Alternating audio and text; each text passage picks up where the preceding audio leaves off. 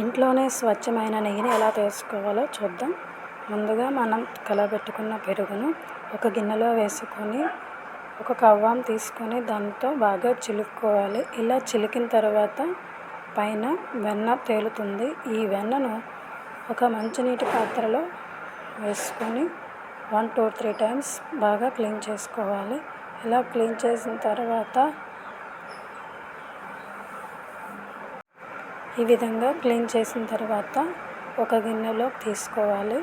ఇలా వారం రోజులు లేదా నెల రోజులు స్టోర్ చేసుకున్న గిన్నె ఒక గిన్నెలో వేసుకొని లో టు సిమ్లో పెట్టుకొని మరిగించాలండి.